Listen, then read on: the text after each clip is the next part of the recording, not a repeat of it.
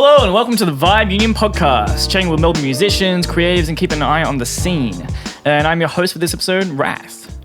Straight off the bat, we'd like to acknowledge the traditional custodians of the land that we're recording on today, the Wurundjeri people of the Kulin Nation. Sovereignty was never ceded, and these are stolen lands that we live and work on. We pay our respects to elders past, present, and emerging. Now, today's episode, I'm very excited about it because it's sort of touching base with the poetry scene. After last year, almost in a year exactly, I sat on the couch a meter away from me and I spoke to Jay and I spoke to R.C. Walden. And they were members of the crew. I think R.C. Walden still is member of the crew, the Degraves Circle, a poetry collective here in Melbourne. And today we are joined by founder, did my research, Jaidyn Attard. Yes. Brilliant. How are you? Thanks for coming on. Oh, no problem. I'm doing pretty well. Found my way here. This is really cool to be here. I'm really cool, excited to be here because, this time last year it was Jay and it was R.C. Walden. And I remember they were like, dude, come along. Yeah. And I was like, but I'm working. I can't. This is what it's like to be a poet, to be a writer. You're not just a writer, you're working. And they were like, all right, next time.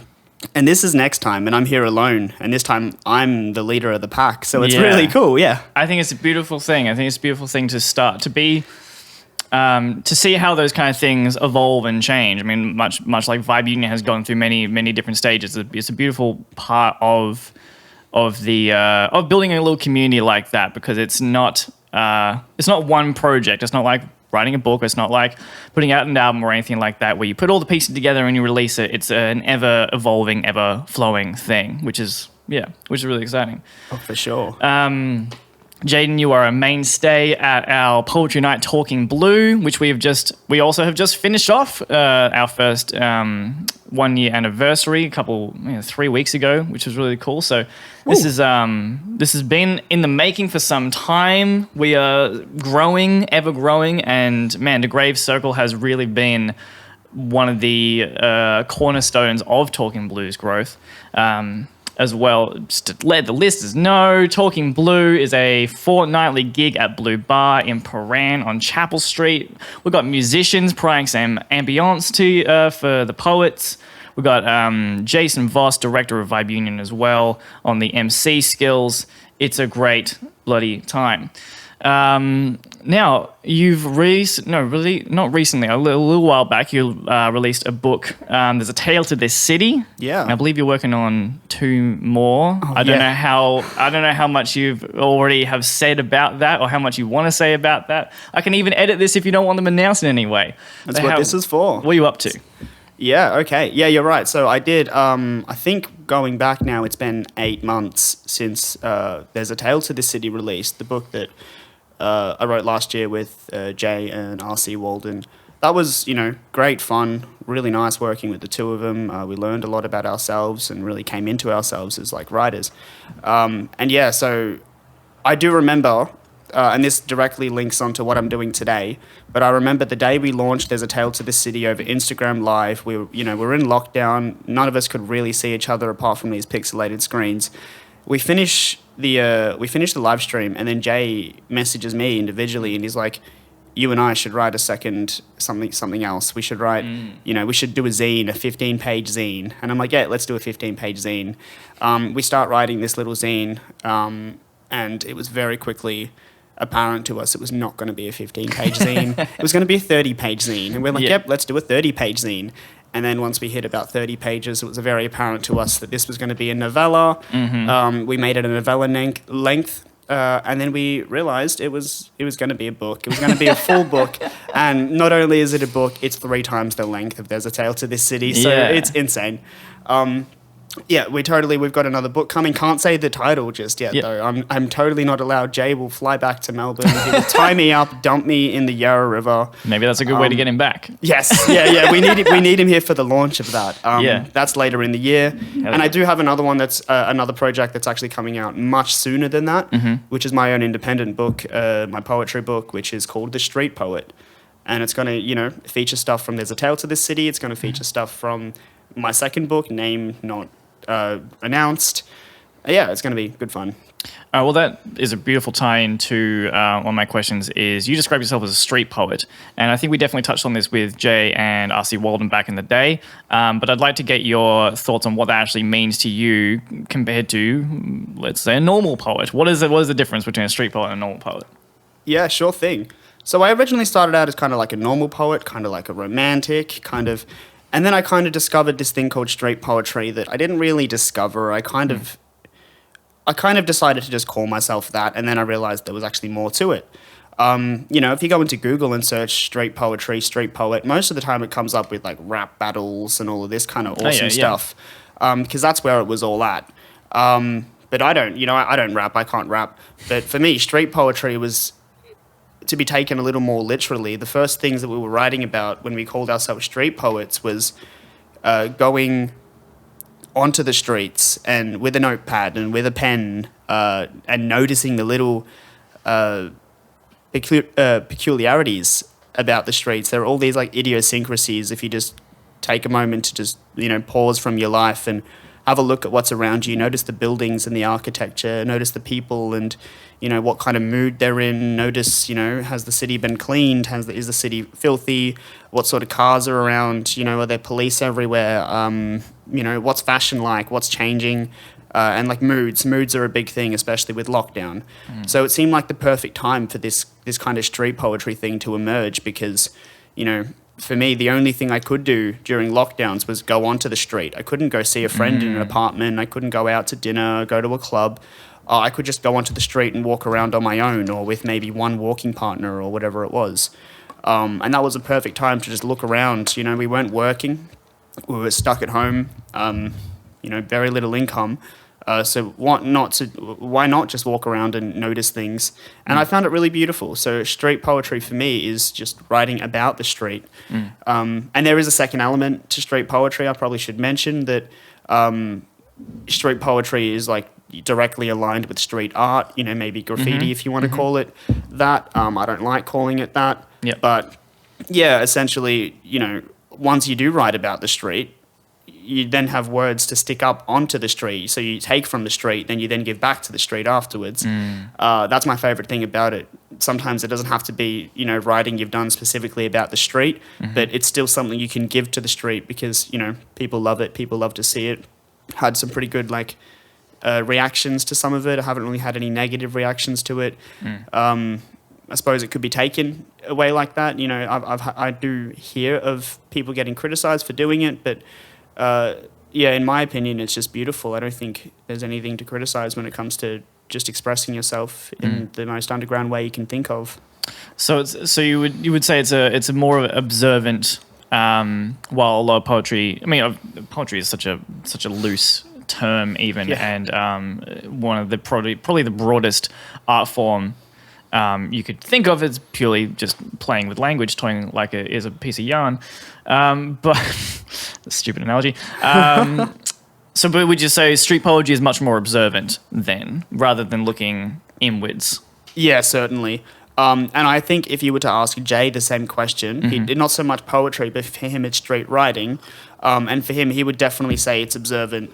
I sometimes argue that, and I say, no, I can observe things and then turn them inwards and observe myself in the place that I'm observing and see how it makes me feel. And then that's the art. It's not just what I see, but my place in that place, where I belong, where I fit in, how I react, how it makes me feel.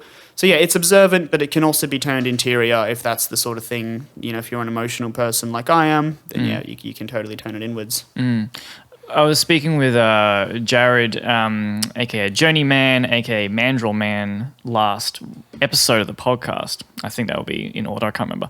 And we were talking about the purpose of our writing and our art. And one point that I found really interesting was looking at the observant eye, the observant mind of the artist, and how for Jared it was sort of like looking inwards, but he doesn't want it to be a reflection to anyone else. Doesn't want to dig up anything for anyone else. It's purely like I'm just digging inside and I'm using that.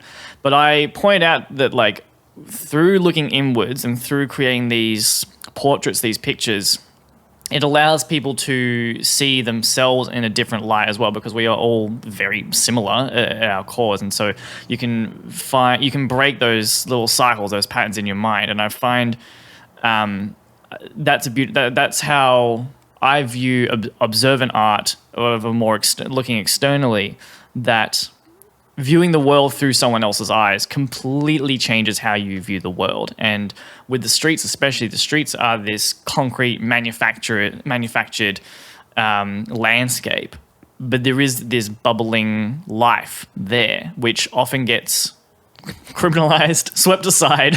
It's not this in the eyes of the powers that be. It is an undesirable thing, but Melbourne is full of this life that I think a lot of people don't see, but you guys do. You guys actually see it, and I really like that, putting it back onto the street with your with actually putting the poetry, because you write the poetry, observant in nature, and then you stick it back up on the street. That's right. Yeah, exactly right. Giving back.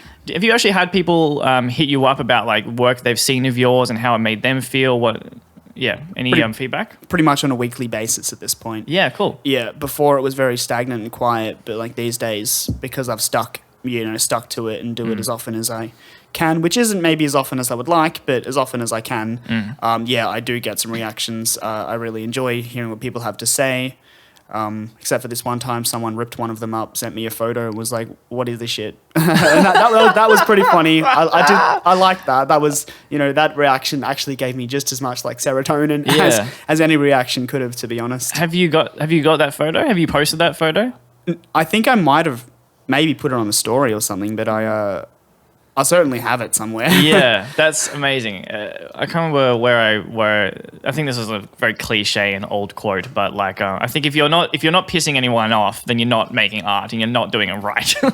Exactly right. No one wants solely bad criticism, or maybe there are people out there who are after exactly that, bad criticism.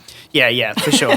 I don't really want that, but I don't want praise. I don't just want people to only relate to me. I want people to tell me that, I'm wrong, that things I say are bullshit, that I could have done something better, or that what I'm doing, tell me if there's a different way I could be doing something. Like I have heard someone once said, "Why are you using so much sticky tape on your paste ups?" And I looked in and I was like, actually, I haven't really considered that I'm using sticky tape. And then I switched to blue tack, and I much prefer using blue tack. And then someone else said, "Why do you use blue tack? Why don't you just use wheat pasting?" Great. And then I went, "Oh wow, so I can use a combination of techniques depending on what I'm doing." And someone else even told me, "Why don't you just go bigger? Why are you doing these little pieces that might get ignored when you can do something even bigger, take up more space?" So I was like, I could do that as well. I do like the idea of a bigger piece, but I also like the idea of little hidden messages in the city as well. For sure. When I was, I didn't really partake in street art. My anxiety was too through the roof. But I looked into it a lot and absolutely loved just kind of studying it. And always my favorites were the little things. That would play with the environment, that would find a rusted pipe and use that as part of the piece. Things that actually like incorporated themselves in a smaller way into the environment. I like that, because if you're going to go do something as bold as putting something on the street, you may as well use what you're given. If a rusty pipe is what you've given, or a brick wall, or whatever it is, you can use that to your advantage, because if you're not going to use your environment that you're pasting your stuff in, then you may as well just be doing it on a canvas at home. You may as well use what you've got. It forces a creativity as well. It's a limitation, which is inherently breeds creativity within definitely. humans.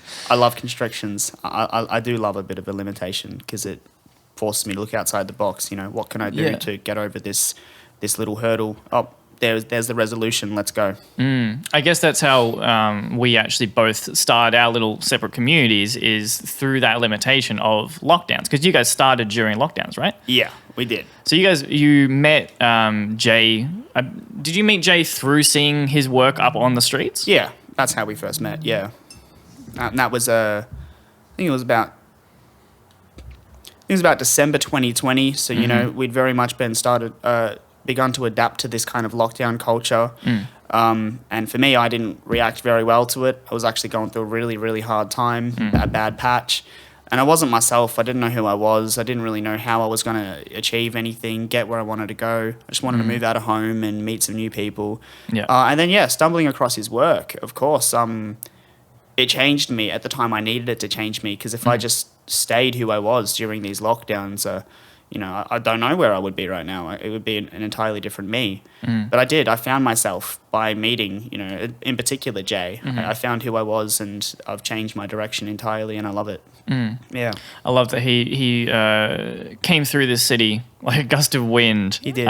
Blew through the streets, completely switched it up and changed a lot of lives. And now I think he's back to the UK at the moment. That's right. Well, actually, right now he's in Belgium, and he's going back and forth between Belgium and the UK. So it's, that's crazy to me by alone. this guy's life. That's absolutely crazy to me, because the furthest I've gone in the last 6 years is South Australia, maybe even 10 years South Australia. I don't get out too much. And then there's this guy, and since we wrote our book, he's been to the Greek islands, like he's been to Paros and Santorini. He was Belgium, Brussels, I believe. He's been to Abu Dhabi. He's been to London. He's been to his hometown in Yorkshire.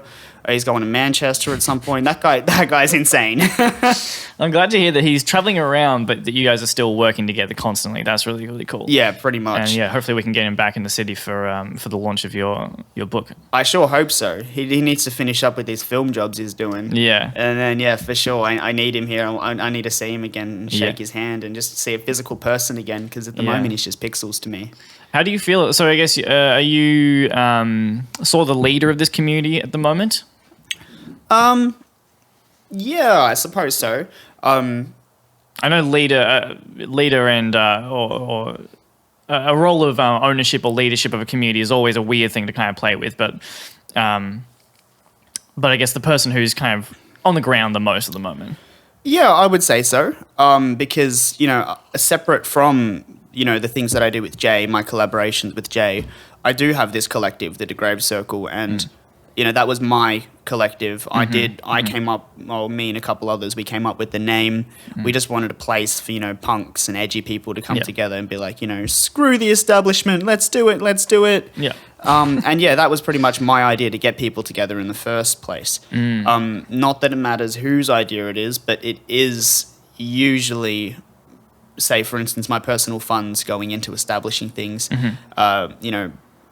I paid for all the things in our studio that we'll be using to make zines. I am the one who's, getting a website organized and managing the social media and organizing dates and plans and making Google Drives and all the things that are involved in, Discord servers, all the things that are involved in trying to get people together to pay attention to you and to collaborate on a project as big, as such a huge scale as what the Degraves Circle is, which in itself is a project with lots of micro projects beneath it. So I guess I am the leader. I love talking to someone else who is doing this kind of work, because it's a weird mindset to be in. It takes a particular mind to be able to have the overview, to actually be able to look at all the different little moving parts and realizing what needs to be set up. The foundation behind running a thing like that is crazy, and it just takes a lot of time and a particular mindset.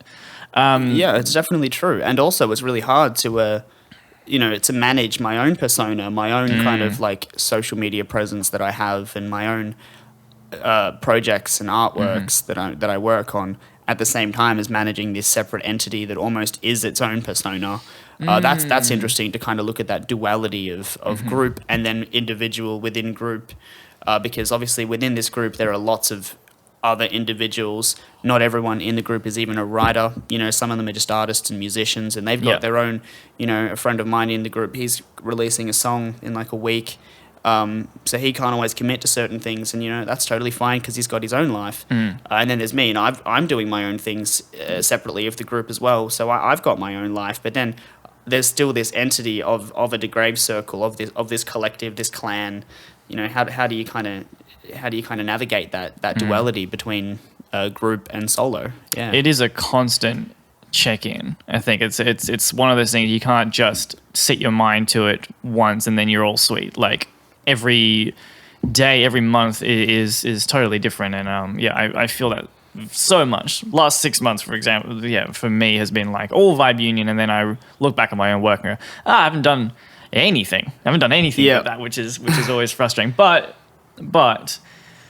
I think for my mindset, which I think really plays into kind of the poetry scene as well that we're talking about, is we all grow up having the rock star fantasy, whatever it is. We always want to blow up. We always want to be this beacon kind of artistry, which is great. And I think that's a really good drive to have. But the likelihood of that happening by yourself is slim to none most of the time, unless you're whatever. I think I'll stand by that. But building up this community around yourself, not necessarily just about your own work. I think it's a beautiful thing to start to build up this community that if one person succeeds, we all succeed. And this community can stand as a foundation far better than a solo artist can. I love that. Yeah, exactly right. And we don't want to be creating in a vacuum. We don't want to be reading our poetry in a vacuum. We don't want to be even like putting it on the streets is one thing. And it's amazing to get that reaction now from people that you're saying that you're getting as well. But like I really struggle to write poetry unless I know that I'm going to go and read it at Talking Blue. Yeah. Because I have that community about me to get that experience, to get that feedback in, but then also to hear their work and go, oh, that's really good. I'm going to take that. Yeah. I'm going to take that. And I hope that they do the same for me. And stealing from many sources, they say. Yeah. So you guys started Degraves Circle during lockdown, and now you have certainly grown in size dramatically since then over the past 2 years. And I see you guys bring a very young crowd to Talking Blue, which is really, really exciting to me, because when we first started Talking Blue, we looked at the poetry scene, and there's lots of young people in the poetry scene, do not get me wrong, but there is a lot of poetry nights that I have been to, that Jason has been to, where the average age, not only of the poets, but the poetry itself is quite a bit older, which is not a problem, but I did look around and think, well, I grew up with really old artist hippie parents. I find myself attracted to this space anyway, but I don't look around and see a bunch of young people really vibing with this space. Everyone's sitting around drinking red wine, listening to the reading from old published poetry books. Not really the vibe. How have you found that you've attracted this younger audience? Like, did it start online? Did you find them out in the streets? Did you find them actually at other poetry nights? Yeah, okay. Interesting you mentioned all of that. Never really thought too deeply about all of this. Oh, I've got to look inwards now. Well, yeah, it's interesting you mentioned, for instance, you like your parents, and I guess it might start there for me. My parents are kind of, they're European migrants. They're pretty kind of reclusive, I would say, and quite a bit older, and they don't interact with any sort of art scene at all, really, like not at all.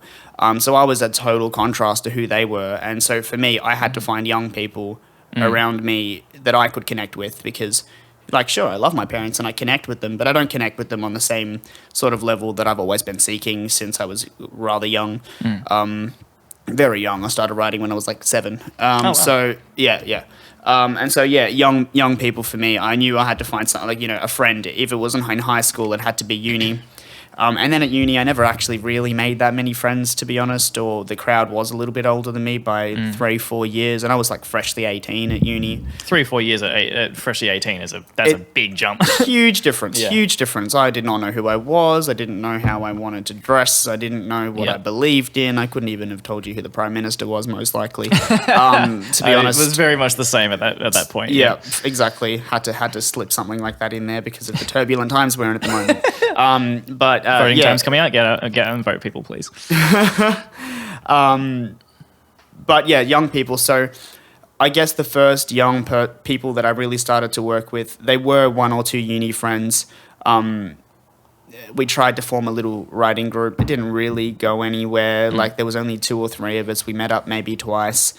We all had our individual kind of problems to deal with, lockdowns and all of this kind of stuff. And we just like, it's not going to work. It's not going to happen. I met Jay and Robin. Jay, I think he was about 24, 25. I should probably know his age by now. But and then we He's had Robin. timeless. Yeah, he's timeless. He's timeless. He's the god of time. And then we've got Robin, and he was 20. Yeah. And I was in between. I was 22.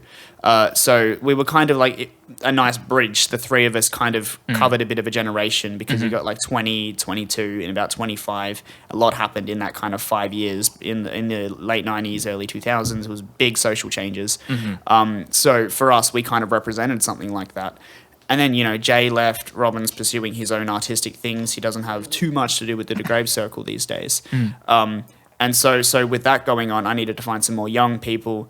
You know, I reached out to one or two people that I didn't really talk to at uni, but I kind of knew. They were around the same age as me, like fresh out of high school into uni. And yeah, they were all for it. They wanted to join. They had friends that also could have joined. So we had, you know, 4, 5, 6 people joining. I did have one or two of my actual fans on Instagram who are quite a bit younger than me, like 18, 17, who were really interested in joining.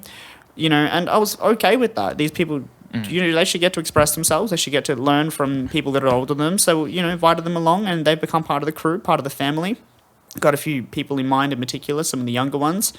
And me thinking about it, I was always the youngest in school. I started early because I'm born in February. So I was 5 years old in kinder. I was 17 when I graduated. I wasn't 18. Everyone else was drinking and they had cars and I didn't have any of that at all. I didn't even know how to catch a bus. Yeah.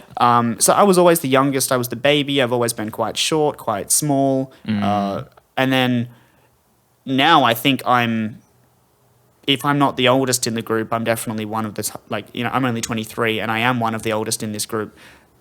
Maybe if not the eldest, maybe by 6 months or a year, give or take. So, you know, young people for me was where it was at. But it's nice when we go to Talking Blue at the Blue Bar with Vibe Union. And I just love seeing the diversity in the crowd because you've got a much broader spectrum of people than what I have in my group. And yeah, we're branching out. We've got some, you know, we've got younger members. We've got a couple of people that might be a bit older that join from time to time. But, you know, at Talking Blue, we've got people who, you know, they've got kids, they've got houses and deposits, and we've got Michael, bless Michael. You know, I think he's one of the older people. I love him. Michael's fantastic. We've got such an awesome, you know, this group of people coming to Talking Blue. You connect with all of them on different levels. You know, I've made friends at Talking Blue already. I've met, you know, fans of mine who just tagged along just to meet me at Talking Blue, and then they've joined the Degraves Circle just because they made the effort to come and meet me. Oh, that's so cool. It's really, really cool. But yeah, like that age diversity. When I'm in the room at Talking Blue, I do forget that there is an age gap between everyone there. It's like we're all just these like ageless. We should. We're all just these like ageless like entities. We've all got poetry. We've all got pain. We've all got like stories. A bunch of us are really funny. I'm not, but a bunch of us are really, really, really funny. And it's really good to see the different things that people talk about. You learn so much, you know.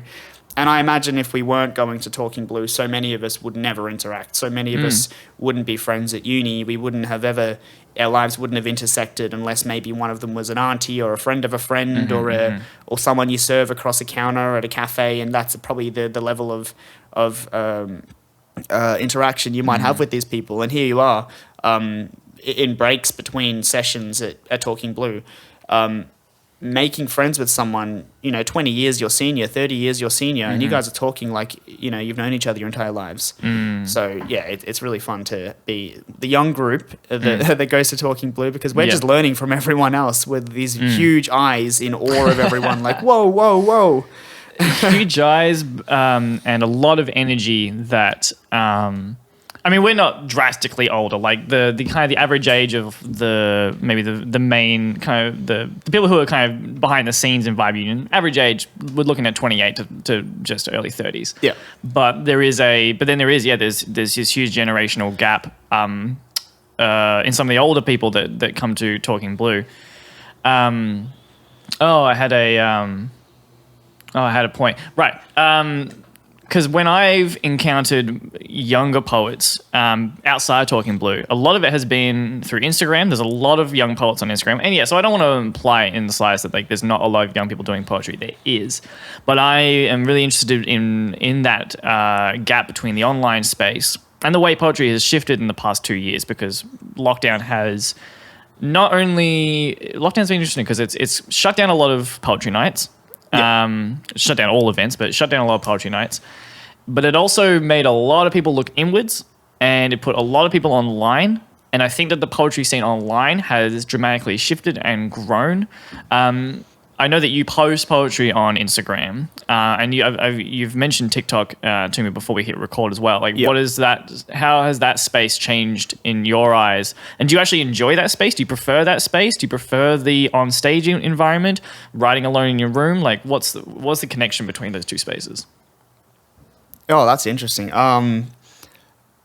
I guess for me, thinking, well, firstly, I started writing poetry online before I ever spoke poetry to anyone, even to myself. I wouldn't even read out my own poetry. I would just write it and go. And most of it was ranting about breakups that I went through and, this and that. Very, very, typical 18-year-old sort of stuff. I still write that stuff. Yeah. So, I think I still write that stuff. So it was very, that was just me dealing with my shit. And making it public for people. Looking back, maybe that was a little embarrassing as an 18-year-old at uni when everyone's so much older than me and I'm going through that stage in my life. But no, I did it. And if I hadn't done it, I probably wouldn't have progressed forward to let's write some longer form poetry. Let's have our, romantic poetry stage. Let's have our grungy stage. What is street poetry? Let's discover street poetry. Street poetry is very different to online poetry. Online, I like to write some other kinds of poetry, everything from, haikus to long form, abstract. I do always try and make my poems as grungy as I can because that's just kind of my truth, to be honest. And the online space it's wickedly different because, there are probably more people paying attention to me online. One post might obviously do better than another, but they're all being seen. Every single one of them is being seen by someone. And there has been this huge evolution in the online scene where more people are becoming poets, Insta poets they used to be called, which I think is kind of crap.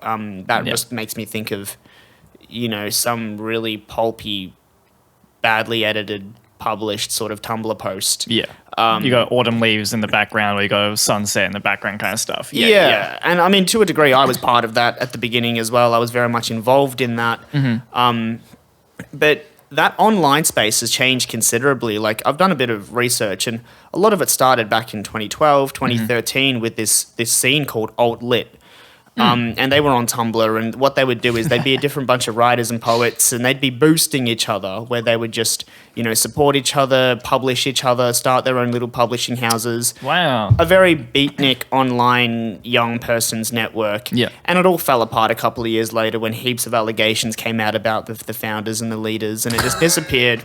And these days, and then these days you hear alt-lit and you just snigger. You're like, don't remind me of 2012. Tumblr, Facebook, all of that. Instagram definitely changed the poetry scene, but so has TikTok. TikTok has really, especially during lockdown, everyone just wants to watch stuff. It's the new Vine, but it's even better than Vine because you can just do so much more with it. People who didn't know how to do any sort of creative stuff, make videos, make music, they're learning how to do it with TikTok. They're actualizing their dreams. People with just filming their parents doing weird stuff. They take, they absolutely, like, a few come to mind.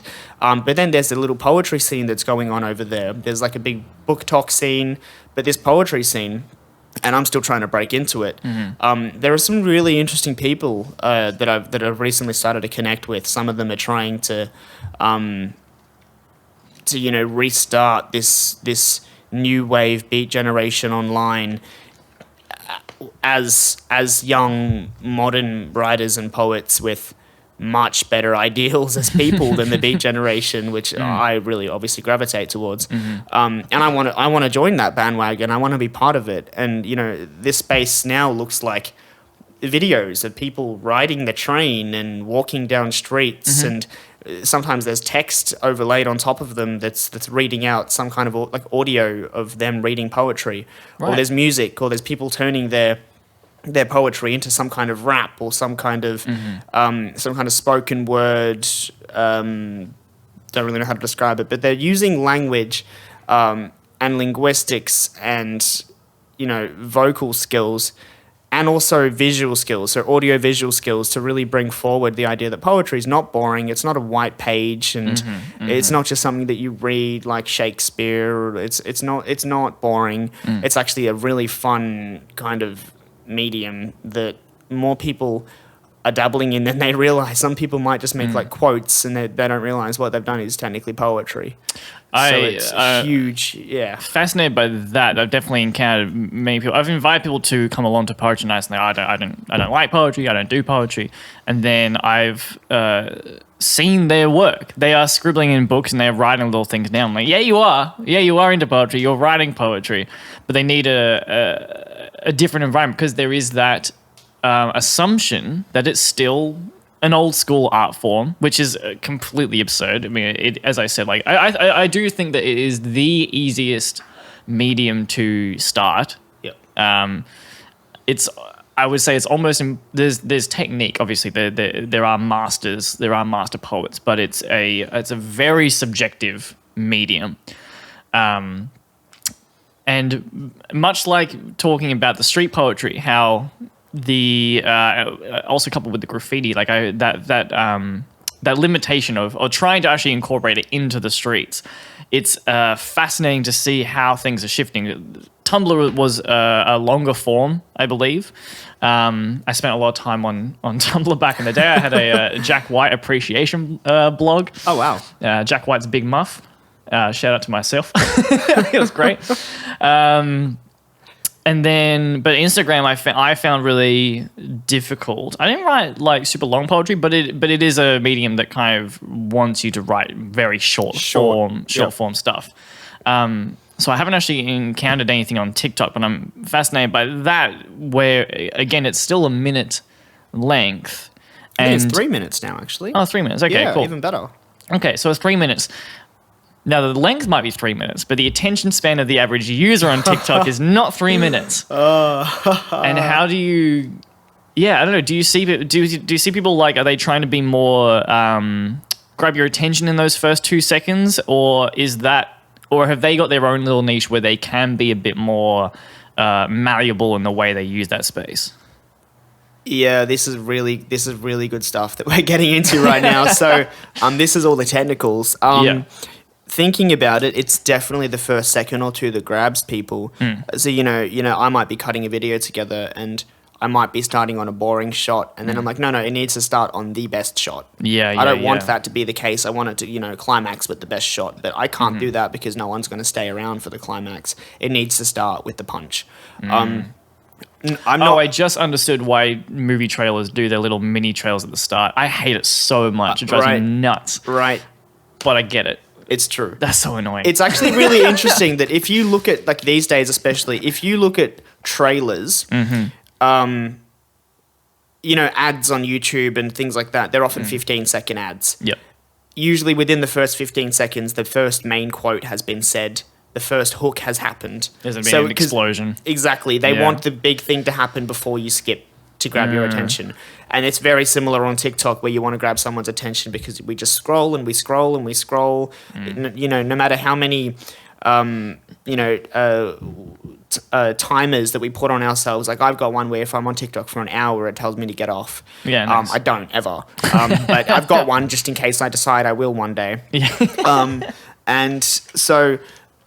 Yeah, it is really hard, because if you're going to make like a 3-minute long TikTok, unless you have like 200,000 followers, most people are not going to see it. The algorithm's going to hate it. It's going to just fall into the cracks, and that's it. You're going to feel disappointed.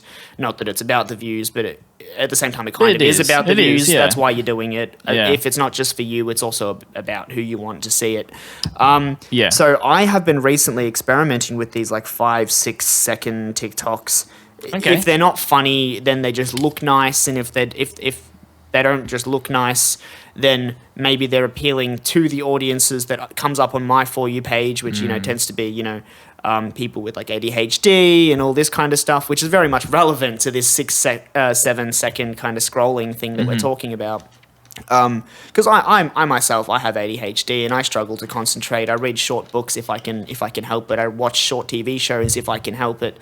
I prefer short videos over long videos. Even I skip 20-second TikToks myself. So I have to subscribe to that same culture. I need to do a 5, 6, 7-second thing. How do you do poetry in 5 or 6 seconds? Really, you can't. So for me, it's about like breaking it up. I'll do some short ones, and if I want to do a poem, it has to be a short poem. That's just the way it is for TikTok. It's not the place where I'm going to go read my epic. That would be silly. It's just all about picking and choosing, really, and trying to adjust your expectations, but also what you choose to create. You have to adjust that to the platform. Like with Instagram as well, people like their short posts. They don't want chunks of text. Sometimes I try and rebel against that and do chunks of text anyway. Doesn't always work out. Yeah. Other options are slides. You can do 5, 6, 7 different slides on Instagram. Have short, stanzas on each slide that make up a full poem by the time you get to the last slide. So it is all about short and sharp these days, which is frustrating for poets who like to write long form, and for people like me with ADHD who like to ramble, like I am right now. But that's just the way it is, unfortunately. That's what podcasts are all about. Don't worry about rambling. That's it's literally the format. For me, I struggle with this. Like I've done some hip hop stuff on TikTok, and I find it probably goes better on Reels on Instagram. But I think that's because I got more of a following on Instagram. This is so. The old school, poetry for me, I think the way it gets viewed by a lot of people who don't really fuck with it very much, they see it in the same vein as kind of classical music. This is a space where there's big government funding, you go to libraries, you go to concert halls, blah, blah, blah, you dress nice, it's very hoity-toity, it's very highbrow. While TikTok... Instagram, actually TikTok I think is the best example at the moment, is really, really rough. It's really, really raw. And if you actually put too much into it, often people are like, no. It looks like an ad. If you put too much into it, it looks like an ad. This is actually where I often fall off, because I have a tendency to go towards really clean, minimalist design and stuff like that. And I've done that with some of my stuff, and no one responds to that. But if I just put my face to it and I get it, guys, hey, bloody go on, bloody, here's a thing, people are like, oh, yeah, this is a real person. Yeah. And so that's both kind of scary and frustrating, because yes, we want to present longer form work. We want to present things in our own pace, be it a poem, be it a song, be it a film, be it what have you. But in order to get to that point, because there's two beautiful sides of the internet I see at the moment, is that there is this really rapid fire, quick ADHD style attention span of a lot of people, but at the same time there is a culture now of support and people getting really, really attached to individual people.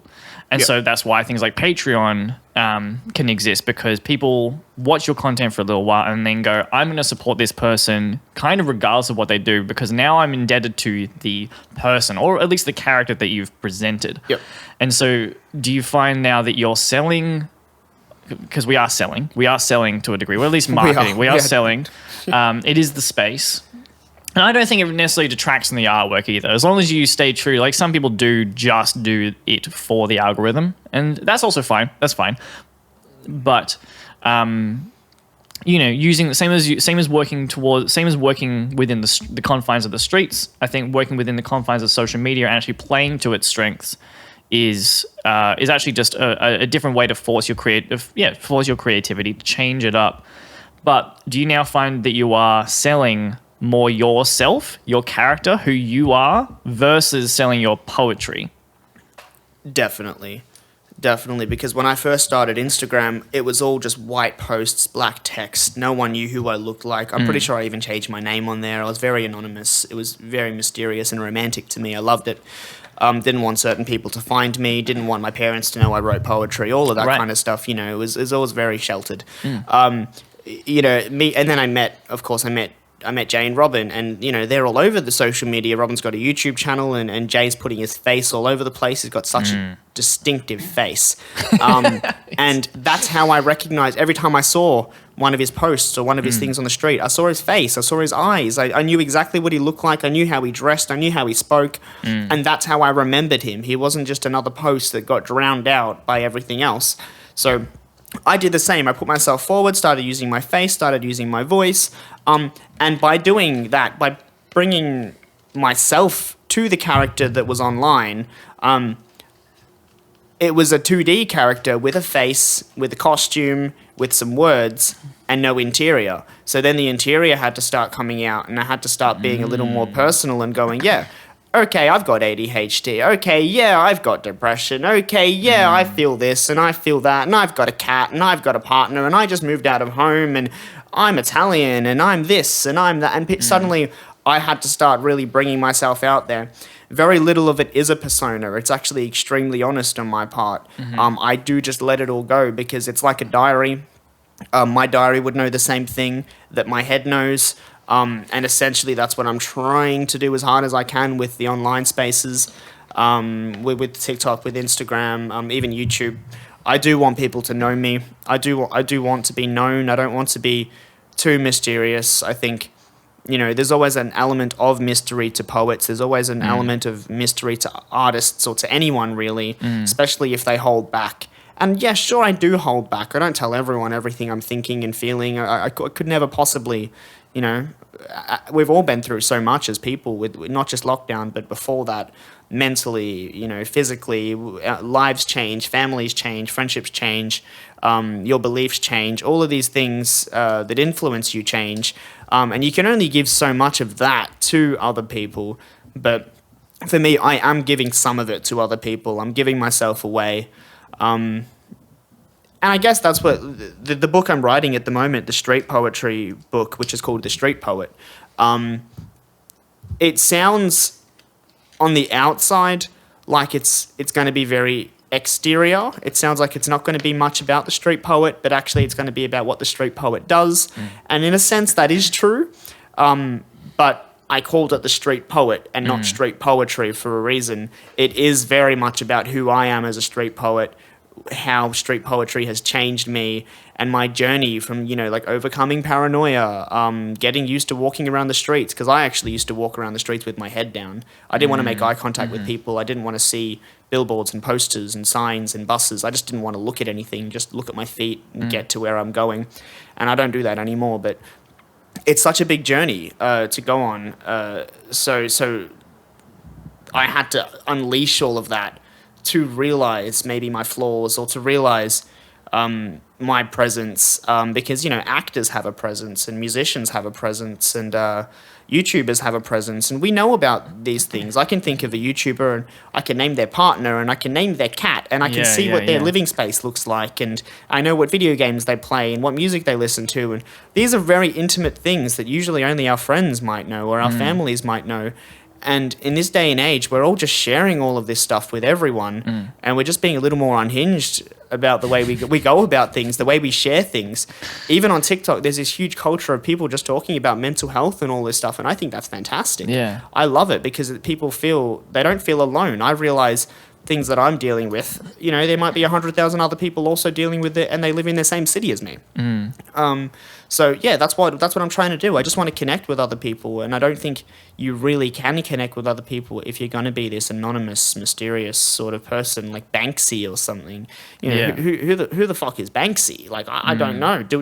Does he believe in something I believe in? What if he's some like alt-right fascist? I can't know because I don't know him. I don't want to support someone like that. Not that I really want to support a sellout like Banksy anyway, but but at the end of the day, we kind of all have to kind of become sellouts in the end anyway. So I just don't know. But yeah, for me, I want to connect with people that I connect with on a spiritual level, on a personal level, on a mental level, and you can only do that by sharing. So being intimate. I think we keep getting hit over the head that like this is an age of disconnection, that we are because we're staring at our phones and we have this really short attention span. But I actually see it as the opposite. I think this is a teething period, because this technology, these communication tools, because that's what they are. These are communication tools for all of humanity, are still very new. this is just as we have gotten used to the industrial age coming into this one, like, and now we're in kind of the information age. Humans were not supposed to live in the industrial age. People weren't supposed to live in this world that we have created.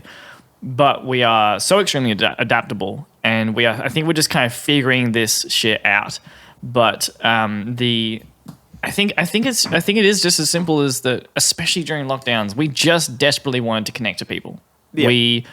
We miss having our interactions with the people at the coffee shop. We miss having our interactions with people at work.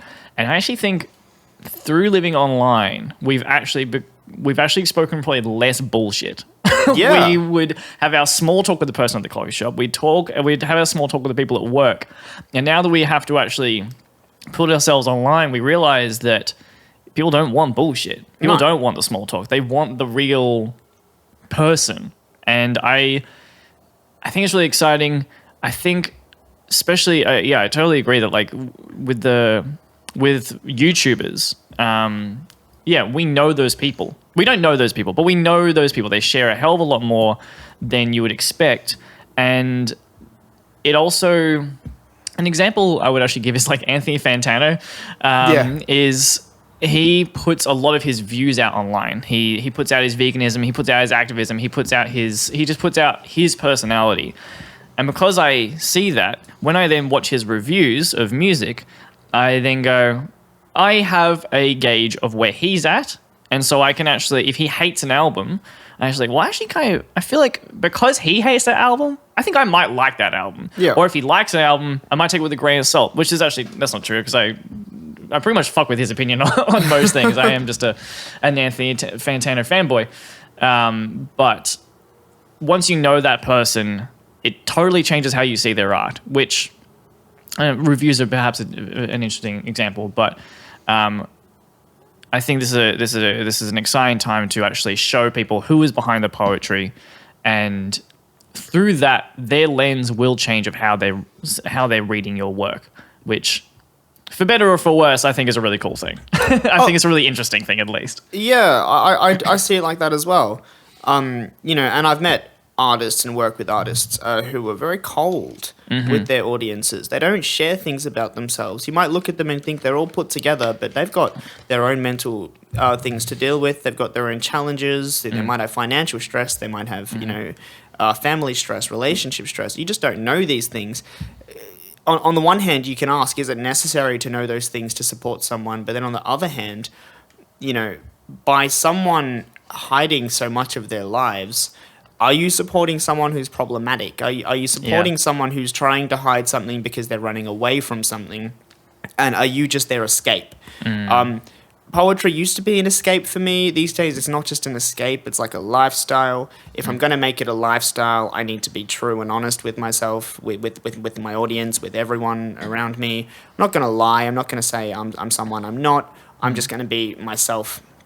And it was also interesting what you mentioned about you mentioned, we're always on our phones and the industrial age and we're all of that. Boomers hate it. They hate seeing kids on their phones. I've gone on my work break. I get a half an hour work break. I work in a bookshop, and then on my break, I might go for a walk, grab something to eat.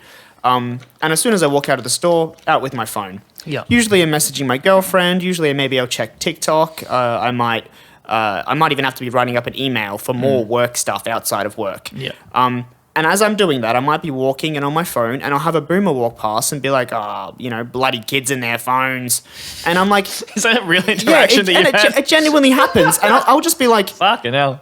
I'm writing a business email here, mate. Like, I'm not just sitting on my phone playing a video game. I'm doing serious work. Everything has gone online. But at the same time, these boomers, or maybe not boomers, but these people...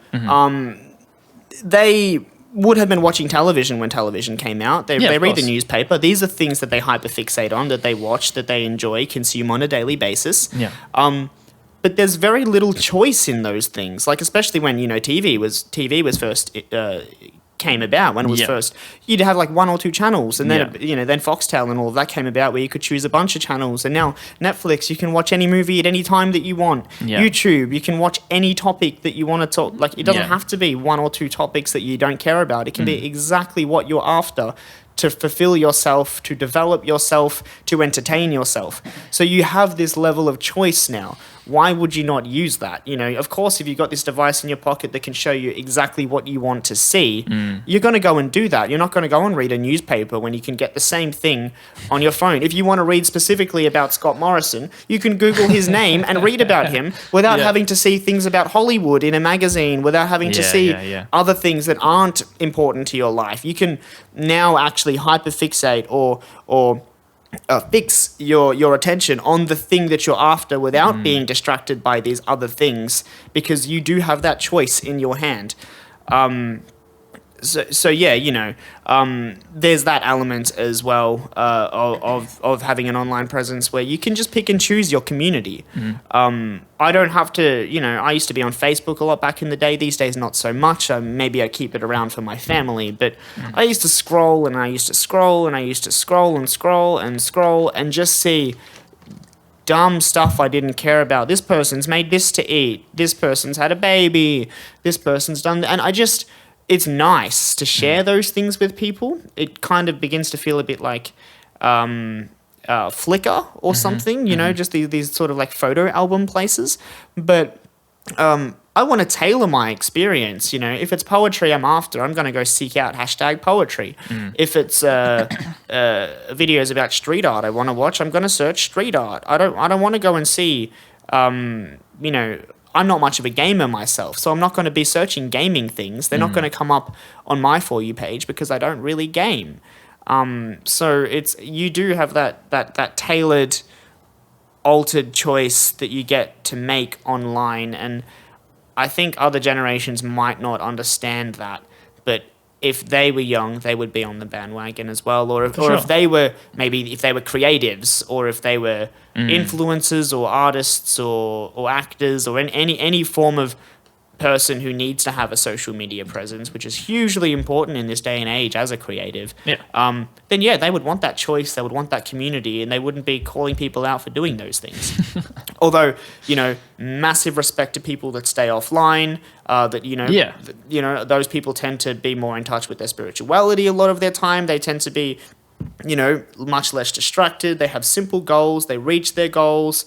And I think that's all good and well. And, you know, congratulations to those people. I'm kind of envious of you in a way. But, no, I embraced the digital age. From a young age, I was making animations and all that kind of stuff. You know, stop motion animations with Lego. I was always embracing the digital age and cameras and just making stuff with a screen. I love it. Maybe my eyes don't love it, but it makes my brain go brr. So I love it. I think the online space is people. It is us. It is, and I think that's the thing that everyone needs to kind of remember, that it's people, which means there's the good and the bad. Yep. But it's people are very polarized in these kind of views about if it's good or bad. And I think there's a lot of good. There's a lot of terrible things. There's a lot of really messed up shit online. January 6th. Anyway. Jaidyn, we're going to wrap it up there. Thank you so much for coming on. This has been a fantastic chat. I hope everyone listening comes on down to Talking Blue, feels okay with giving poetry a bloody go. Come on down and read at Talking Blue. Come see Jaidyn's work. Or just post your shit on TikTok. Fucking start doing it.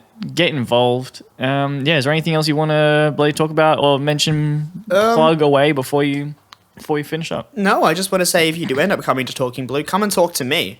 I'm not necessarily an outgoing person. I'm actually pretty introverted and shy and anxious. So I might not necessarily come up to you. So make that first move. Come on, come and talk to me. I want to meet you. I don't know who you are, but I want to meet you. So just come along. It's going to be awesome. Look for the guy with the lock hanging around his neck. Always got a lock hanging around my neck. It inspired the character in my books. So yeah. Excellent. Links to Jaidyn's Instagram and book are in the description. Make sure you follow Vibe Union. We're hosting events pretty much on the weekly. We got poetry, we got folk music, we got hip hop, we got dance music, we got all kinds of different stuff.